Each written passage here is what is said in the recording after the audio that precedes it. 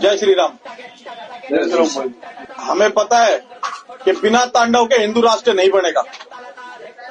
और भाई इसके साथ साथ ना जय श्री राम के साथ महादेव का नाम हर हर महादेव भी कहना पड़ेगा और हाथ में फरसा भी उठाना पड़ेगा। अगर तुम सोचो ना सर पे भगवा पगड़ी बांध के अगर तुम घूमोगे हिंदू राष्ट्र बनाओगे तो ऐसे ही बनेगा। आपको हिंदू राष्ट्र बनाने के लिए भगवा आतंकवादी भी बनना पड़ेगा। और मैं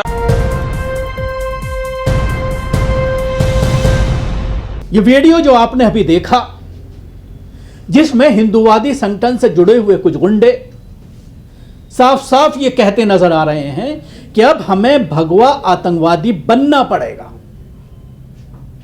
एक लंबी बहस पिछले कई सालों से, खासतौर से जब कांग्रेस की सरकार थी और कई ब्लास्ट में प्रज्ञा ठाकुर जैसे लोगों का नाम सामने आया था और उसके बाद ये एक बहस शुरू हो गई थी भगवा आतंकवाद के नाम से, और जिसको लगातार हिंदूवादी संगठन और भारतीय जनता पार्टी आरएसएस जिसको नकारती रही है। और इन आतंकियों को बचाने के लिए पूरा खेल खेला गया और एसआईटीज के जरिए कई लोगों को क्लीन चिट दी गई, उसमें थोड़ा सा बदलाव किया गया और उसके बाद सबकी जमानतें हुई। प्रज्ञा ठाकुर को इलेक्शन लड़वाया गया भारतीय जनता पार्टी के जरिए भोपाल से और उनको संसद भेजा गया। हालांकि दूसरी बार उनको टिकट नहीं दिया गया, लेकिन भगवा आतंकवाद का जो मामला था जिसको लेकर के बहस हुई थी और अगर कोई बोलता था तो उसके खिलाफ बयान देते हुए हिंदूवादी संगठन और आरएसएस के लोग नजर आते थे और उस पर अपनी आपत्ति जताते थे। लेकिन अब खुद हिंदूवादी संगठन से जुड़े हुए ये नेता, ये गुंडे खुद ये कह रहे हैं कि हमें भगवा आतंकवादी बनना पड़ेगा। अब सवाल ये खड़ा होता है कि क्या इस तरह के बयान पर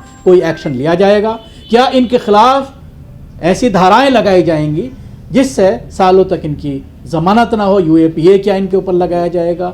ये एक बड़ा सवाल है, लेकिन अभी तक ऐसा कोई मामला सामने नहीं आया है। इन्होंने मान लिया है कि भगवा आतंकवाद मौजूद है, जिसके ऊपर ये लोग आपत्ति जताते थे वो मौजूद है। पुलिस प्रशासन के सामने लफंगे भगवा आतंकवाद से जुड़ने के लिए कह रहे हैं।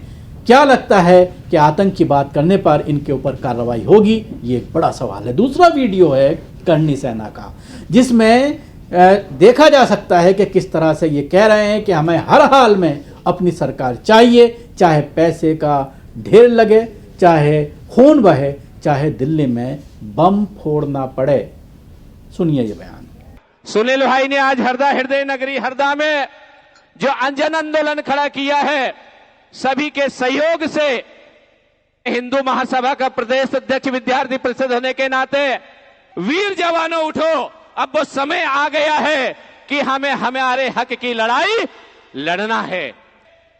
हमें तो किसी भी हालत में हमारी सरकार बनाना है, चाहे रुपए का ढेर लगाना पड़े या किसी को मारना पड़े, चाहे दिल्ली में बम कांड करना पड़े, हमें हमारी सरकार बनाना है।